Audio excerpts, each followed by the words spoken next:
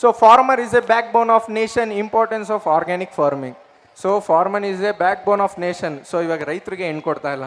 Nowadays we are getting more adulterated food which is harming our health. So to great extent, to create an healthy living, we are giving importance for the organic farming which is free from toxic chemicals and growing varieties of plants products like fruits, vegetable, greens, etc.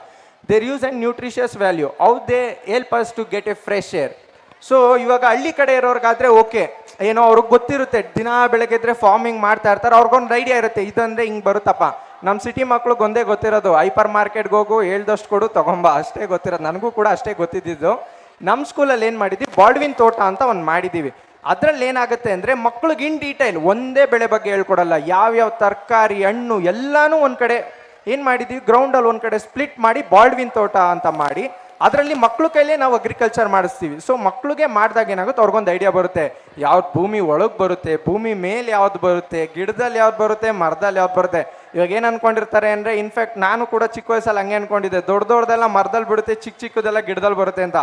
ಅದು ಆ ಥರ ಅಲ್ಲ. So agriculture ಒಂದು ನೇಚರಲ್ಲೇ ಒಂದು ತುಂಬ ಸರ್ಪ್ರೈಸಿಂಗು plus ಏನಂತಾರಲ್ಲ excitement ಇರೋ ಒಂದು topic. So ಅದಕ್ಕೊಂದು ವೀಟ್ ಇದೆ, 2 minutes ಇರಬೇಕು, ವಾಚ್ ಮಾಡಿ ಸರ್. ನಮಸ್ತೆ ಎಲ್ಲರಿಗೂ. ನನ್ನ ಹೆಸರು ಸುರೇಶ್ ದೊಡ್ಡಗೌಡ್ರು.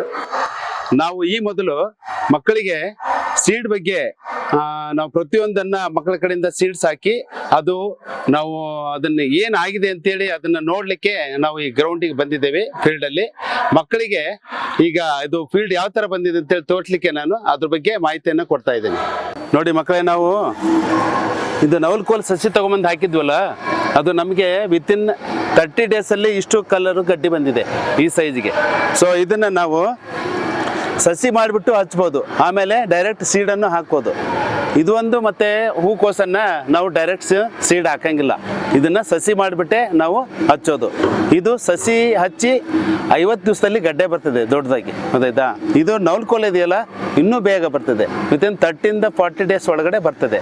ಸೊ ಇದನ್ನೊಂದು ಗಡ್ಡೆಯನ್ನ ನೀವು ನೋಡಿ ಯಾವ ರೀತಿ ಗಡ್ಡೆ ಬಂದಿದೆ.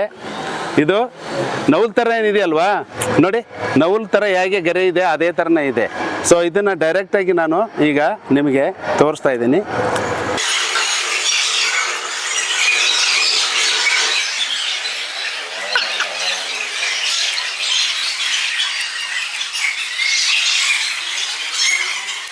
ತಗೊಳ್ಳಮ್ಮ, ತಿಂದು ನೋಡು.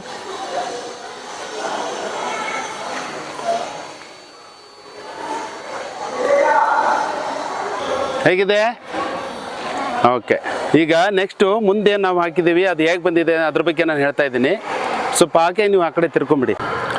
ಒಂದು ಅಗ್ರಿಕಲ್ಚರ್ ಬಗ್ಗೆ ರೈತರು ಎಷ್ಟು ಕಷ್ಟಪಡ್ತಾರೆ ಅಂದರೆ, ಅವರು ಬಿಸಿಲು, ಮಳೆ, ಚಳಿ, ಗಾಳಿ ಎಲ್ಲದ ಕಷ್ಟಪಟ್ಟು ಅವರು ಬೆಳೆಯನ್ನು ಬೆಳಿಬೇಕಾದ್ರೆ ಎಷ್ಟು ಕಷ್ಟ ಇದೆ ಅಂತೇಳಿ ಆ ಒಂದು ವಾತಾವರಣ ಇಲ್ಲಿ ನಿಮಗೆ ಗೊತ್ತಾಗ್ತಾ ಇದೆ.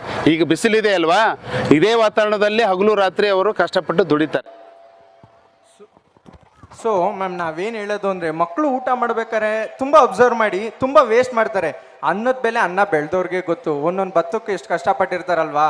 ಸೊ ಅದಕ್ಕೆ ಹೇಳೋದು, ಮಕ್ಕಳು ಫುಡ್ ವೇಸ್ಟ್ ಮಾಡೋದು ಬೇಡ, ಎಷ್ಟು ಬೇಕು ಅಷ್ಟು ಮಾತ್ರ ಹಾಕೊಡಿ. ಫಸ್ಟು ತಿಂದ್ರ ಆಮೇಲೆ ಮತ್ತೆ ಹಾಕೊಡೋಣ. ಒಂದೇ ಸತಿ ತುಂಬ ಹಾಕಿ ಕಳಿಸ್ಬಿಟ್ಟು ವೇಸ್ಟ್ ಮಾಡಿ ಅದನ್ನು ವೇಸ್ಟ್ ಮಾಡಬಾರ್ದು. ಬಿಕಾಸ್ ಓಕೆ, ನಾವು ಸ್ಯಾಟಿಸ್ಫೈ ಆಗಿದೆ ಊಟದಲ್ಲಿ, ನಮ್ಮ ಥರ ಎಲ್ಲರೂ ಇರಲ್ಲ. ತುಂಬ ಜನ ಊಟ ಇಲ್ದಲೆ ನಮ್ಮ ಇಂಡಿಯಾದಲ್ಲಿ ತುಂಬ ಜನ ಇದ್ದಾರೆ. ಸೊ ವೇಸ್ಟ್ ಮಾಡೋದು ಬೇಡ ಮ್ಯಾಮ್, ಬಿಕಾಸ್ ಒನ್ ಡೇ ನಾವೇ ಸಫರ್ ಪಡಬೇಕಾಗುತ್ತೆ ಸರ್.